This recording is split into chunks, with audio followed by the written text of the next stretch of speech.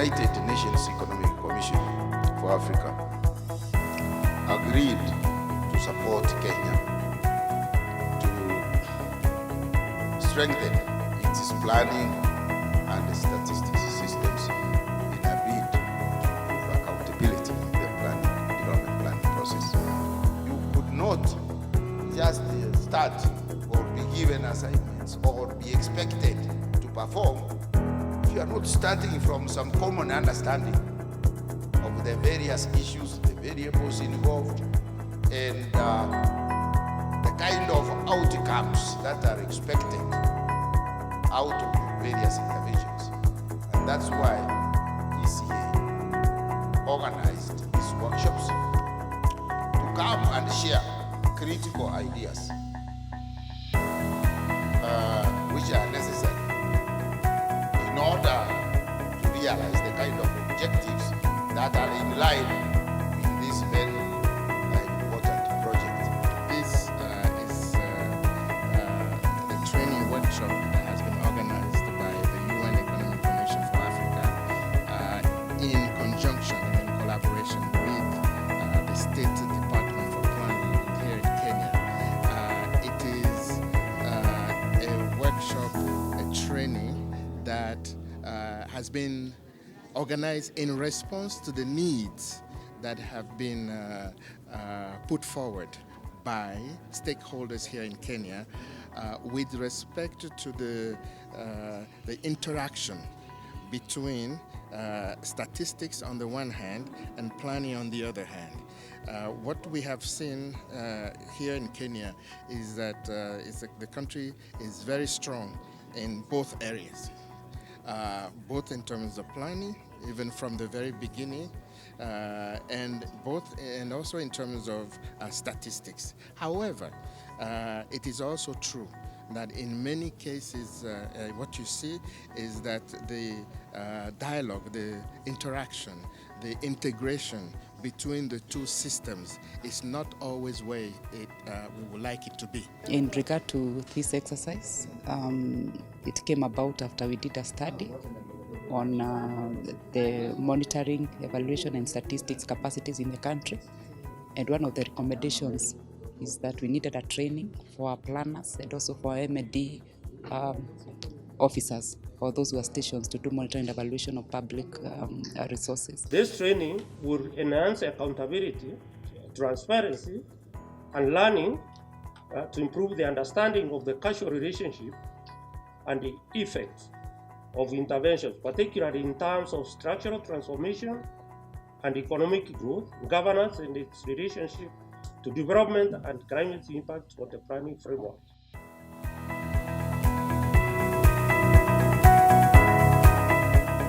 Planning is very necessary for any country that wants to develop.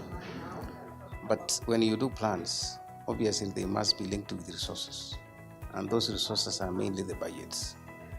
And therefore, you cannot isolate the two concepts: planning for development, funding for development. So they must be linked. Otherwise, they cannot be isolated. For the case of Kenya, we want to accomplish Vision 2030, which is being implemented through 5 years medium-term plans. And those 5 years medium-term plans are supported by 3 pillars: socio-economic and political. And obviously there is one we call enablers, which cuts across.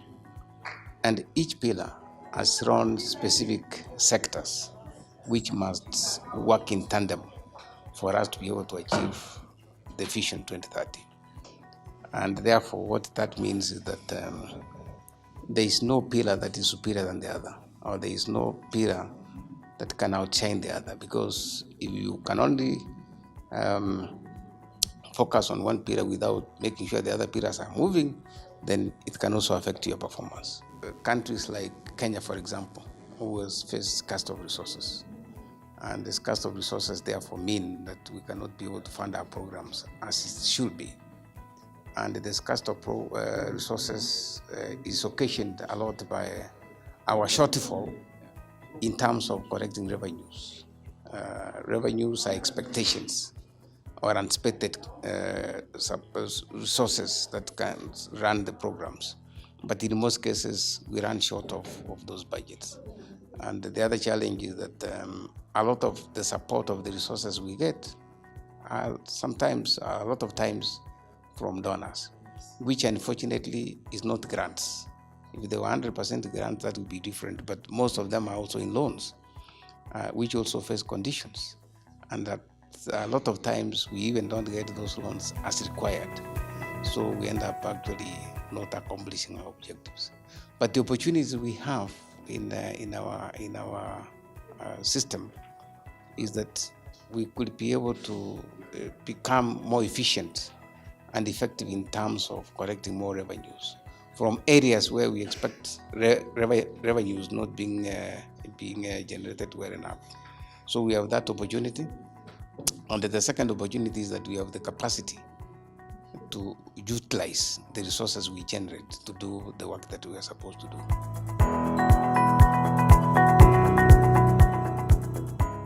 It's important that we incorporate a component of monitoring and evaluation so that even as we implement, we know exactly where we are going. And that is why these officers are here, so that we can equip them with the basic skills to be able to conduct a monitoring and evaluation exercise and report, and also be able to use MAD findings. There are several challenges. One of them is the MAD culture is lacking. It's still viewed as an audit exercise, while it's actually supposed to be a management tool. That is one of our major challenges, which we have been trying to look at through, or rather to address through trainings and also sensitizations. Another key challenge is we still don't have adequate skills when it comes to monitoring and evaluation, which is also one of the areas that we also try to look at. Then there is also the issue of resources, especially the financial resources. We still do not have a specific budget to undertake monitoring and evaluation of public programs. That is actually one of our key challenges. And finally, we also do not have a legal framework against which we do monitoring and evaluation.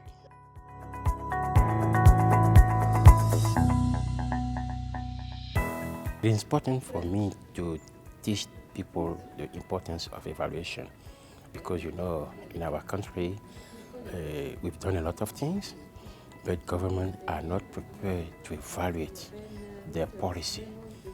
And, you know, when you say evaluation, it's for two purposes, accountability and process learning, okay? So if you learn from your process, you will be able to design a really effective new policy. That's why it's important to evaluate and to learn from what you've done, to learn from your mistake, and then go ahead for a new policy with a capitalization of what we learned from the other one. So it's important. We are not doing this in our country. So we just want them to do it so as to improve our decision making. That's the first thing. The second thing is impact evaluation. Impact evaluation is really important because very often at the best you will see a performance evaluation, okay? And we just try to find out how we've used the input, and when we use the input, what are the outcomes? That's it. But we don't do the rigorous impact evaluation. So now we are trying to give them the information so that they can continue and go ahead for the public policy evaluation.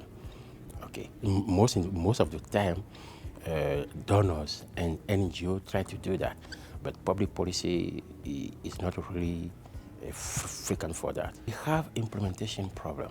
We don't have, even in Kenya here or in Benin, there's no problem with planning.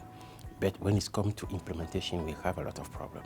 To give them an example in any country of Africa where impact evaluation were doing correctly and how we use the result for improving policy decision making. So it was really challenging, and I know that they have a good practices in terms of impact evaluation here. specifically for NGO projects. Accountability is a condition whereby an individual or an institution is given all the resources up front before implementing action plans. So we are taking this notion and applying it to the Kenyan situation where all resources have to be present so that there is no excuse at the end of the implementation process. It's only results that will matter, and there won't be any excuse for non-performance. We are trying our best to ensure that accountability is incorporated within the production of statistics as well as the planning processes, development planning that is, and across the continent. And we hope that the concepts that we are imparting on the Kenyan delegates will ensure that Kenya can be able to. The major condition for accountability to be present is that the allocation of resources has to be very transparent, devoid from corruption. In essence, all we are saying is that there have to be oversight mechanisms to ensure that corruption doesn't come into play in the process of implementation of strategies, so that we have accountability within the production of statistics, development planning, implementation of strategies, as well as the reporting and evaluation of results. My name is Florence Evo. I'm the country coordinator, the SDGs Kenya Forum. This stands for Sustainable Development Goals Kenya Forum, a coalition of civil society organizations. We are more than 350 working and championing SDGs, from community-based organizations to national-based organizations, but also international organizations working and based here in Kenya. And so we have 3 pillars. This is one, issues of coordinated approach, how to coordinate the different stakeholders to avoid duplication of SDG implementation processes, and then also to have or to create and foster ownership at country level, especially at community level, grassroots level, the ward level, the county level, and so forth.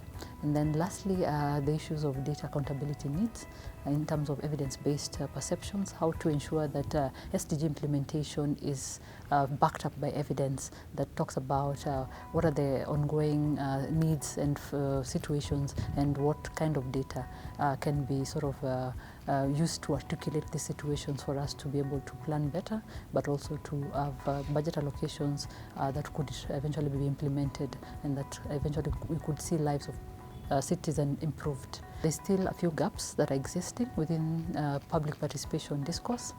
There's also issues of public auditing, how the public is able to audit, for example, the issues of the budget systems or allocations, or the process itself. When programs and projects are already allocated, the monitoring and evaluation, how then will citizens engage that particular reports. So the various reports that come from government in terms of monitoring and evaluating the processes. Planning in Kenya is very well integrated. We don't have an issue there, but the issue is implementation. And where could the implementation may be?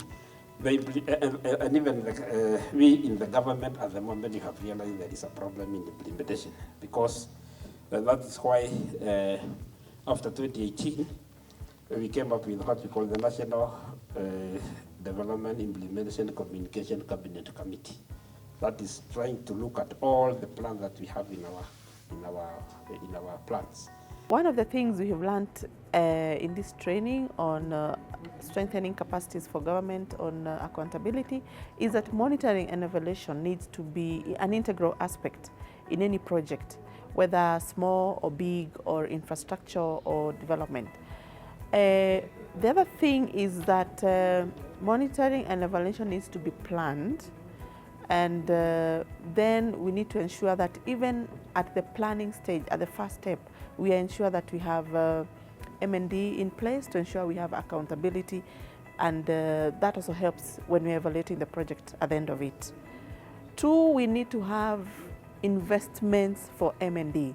One of the challenges you have with M&D is that we do not allocate resources, yet we want to do an evaluation of the project and see whether it's working, whether the impact has been realized at the community. So investments in monitoring and evaluation should be substantive and need to be commensurate to the nature of the project, because some projects will require a lot of investment for M&D, while others will not require many.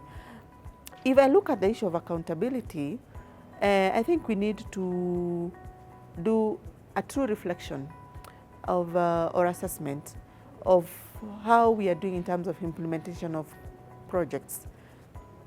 We plan very well to do, for example, in the health sector, projects in the health sector like ensuring we have children fully immunized. But when you find that we are not even getting the target of 95%, then it means we need to have a true reflection and monitor and do an assessment and find out why are we not getting the target. Assessment that was done was for both the national and county governments. And what we actually realized is that the largest gap is in the counties. As you look at this training, we only have the national officers. So even as we move forward, though we have addressed this group, you'll realize that it's a small group. There's still more that needs to be done. Though we have equipped those who are here with the skills, there's still more that needs to be done going forward in regard to enhancing these capacities. And so from a civil society perspective, being in this particular workshop, there's a lot of creative and very good plans that are coming out from this work training. I'd say what is my highlight, actually like today, is the issue of accountability, where we interrogated how to ensure that our planning systems, our statistical systems, our implementation mechanisms, both at national level and county level, can articulate accountability opportunities for public or for the citizen. Secondly, I believe that this particular meeting also is giving all of us as participants an opportunity to converse around what, for example, the government has initiated or is doing in terms of policies, but also the implementation bit and how we see things at the grassroots level. And for us, it's from the civil society perspective, is the emphasis on that these particular processes should ensure that they are holistic in terms of not just formulation of policies, but how to ensure that you formulate policies, you enact them, and also the implementation bit and the resourcing bit. We are imparting on the Kenyan delegates. Will ensure that Kenya can be able to implement its strategies in the right format, reach their targets, and be able to incorporate accountability within all the processes required. We've been able to see the various skills, various tools, and interact with them. And basically, we are looking at continental frameworks. These are tools that have been used at the continental level. And the essence was also how can we come up even as countries with a common framework in terms of accountability and in terms of policy formulation. Basically, from the training, we've seen that most of the participants in this training already know where the gaps are, even as a country. And our take home is that how can we come and close in these gaps and be able to see the country move forward. For example, if right now we are currently implementing the MTP3, how can we as planners for this country come up and say between the year 2019 and the year 2030, when we are supposed to be a middle income country in regards to the Vision 2030 for the country. The one thing I'll pick up in terms of implementation from this workshop is actually having evidence-based monitoring and evaluation. So that will be very key for us in order to come up with reports which are able to analyze what is happening and come up with the recommendations which you can push forward through the African Union, because as AUDA NEPAD Kenya, we are the development arm of the African Union. So we are looking at how can we improve, even when you're looking at things and targets which have been set for us at the African Union level when you talk about the African Union Agenda 2063. I'm very happy with this exercise because with any training, it's all about building the skills of your people, the participants. So if you came here with 10%, I'm sure there's an additional percentage that you're going to add into the system. We're very excited and we are really appreciative to the United Nations Economic Commission of Africa, as well as the NEPAD Kenya Secretariat for organizing this event.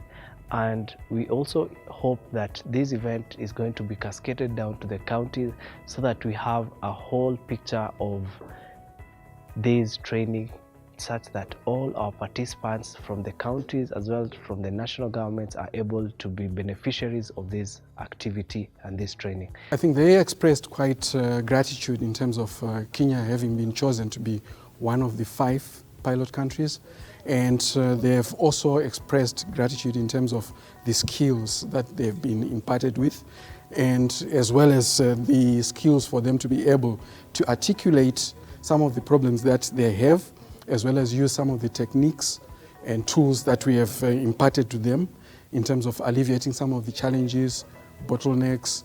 This training has been very good, and as you realize, we had all the representation from the main government institutions that are involved in planning processes. We had Kipra, if you remember.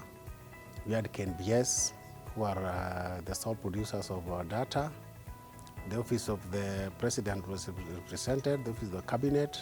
We wrote this together as NEPAD because we thought if we can train people like this, then we will be replicating it through training those whom we work with, and then we cascade it later on to the counties. What is important is what you carry away from here.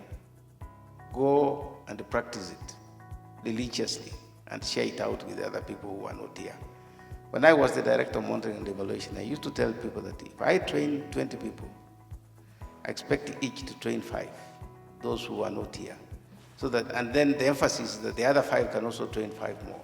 So that you don't really need to be in that training to get the same knowledge that you should be able to get even wherever you are. So mine is really to thank the organizers of this meeting very well, NEPAD Secretariat, and the UNECA, and overall the government for it to take place here in Kenya, and also giving us this opportunity to come and share what we know. I am sure each of you has got something to carry home. But it is not only carrying home, but later make sure you do something with it. That you have received this knowledge, very important knowledge, exposure, a way of thinking, a way of doing things. But it's important that you become action-oriented in whatever capacity that you find yourself in after this. That's the most important thing. And we expect you to be a person who is kind of inquisitive. Please raise whatever you see is not, or you don't understand, or something which you see you want. Please, we expect you in whatever roles, wherever you are. Please, you are the right representative to raise your arm and say, no, here we have this problem, we want to go here, so that assistance can be channeled. But in that regard, I hope from here there is going to be some kind of roadmap, saying what is the way forward then from here. And that's where now I expect you to play a critical role and identify with that forward-looking program of action and be part of it and play your part and be passionate about it. You know, success comes from sacrifice, comes from commitment, comes from people who take their work with critical passion. That's when you succeed. So when I see you all, you know, you are not new people. You are people who have worked in the public sector. You have considerable experience. So you only need a little bit to show you direction, and there you are. On behalf of NEPAD Kenya, I want to thank the team from the United Nations Economic Commission who have been always there for us. There is not a single time we have asked them to come and they have failed. They have failed us. They are responding very positively with understanding, and they are even going out of their way to really sacrifice and show us that we can do A, B, C, D. I begin by expressing our thanks and gratitude to the government of Kenya for the hospitality which the UNECA team has enjoyed, as well as the generosity which we have benefited from through the ways in which the NEPAD team and the State Department for Planning have collaborated with the UNECA team in planning and hosting this training, which has come to cap a 2-year process, which of course was meant to focus our attention on strengthening the government's capacity for integrating accountability in national planning. I do want to recall that the overall objectives of the project, which has led to this particular get-together, are on the one hand to strengthen the capacity of the African national planning institutions, but on the other hand also to have a dialogue between those planning institutions and statistical institutions so that they can continue to work together in order to implement, to monitor, to evaluate the national development plans and programs that have been and are being developed in order to support Kenya's Vision 2030. In this regard, this training was organized around 4 main components. We had the planning component, where issues related to accountability in planning, issues related to theory of change, of tools and approaches to strategic planning, of linking budget to planning, of gender-based budgeting, etc., were discussed, including ways and means to mobilize resources in order to more effectively and more efficiently fund our development agendas. This training aligns perfectly with the strategic framework of UNECA, the 5 pillars of which are: 1, to help build the analytical capacities of member states; 2, to support member states in formulating macroeconomic and sustainable development policies; 3, to help member states to design innovative funding mechanisms; and 4, to support regional integration, including regional and sub-regional transboundary initiatives; and 5, to advocate continental ideas at the global level. Looking at what looks like the theme of this meeting, strengthening capacities of African governments for integrating accountability in national development planning. Actually, this is very key. As policymakers, including myself, the State Department of Planning, we must be accountable for what we do.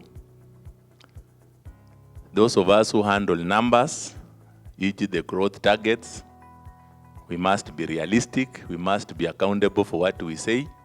When we tell the government that we are going to grow by 5.1%, I think as a department, we must be accountable to that.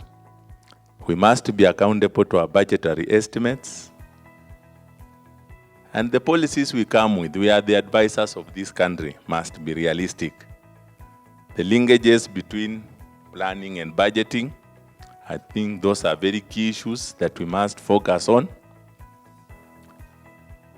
It was underscored throughout that we must embrace M&E.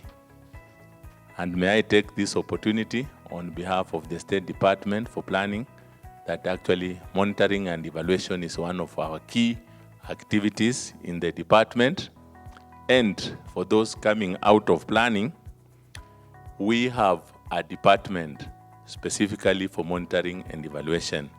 And that tells you how this government is treating M&E as a very important component of planning. Those of us who have been here and have been modeled to being disciples of accountability, we look forward to you converting more followers who are not here, who are in the counties, and our brothers who are also seated in the offices. The State Department, as mentioned by Mr. Osiemo, CEO NEPAD, is really looking forward for more bigger collaboration with the United Nations Economic Commission for Africa as we come up with a capacity building program that is tailored towards our own needs as a country.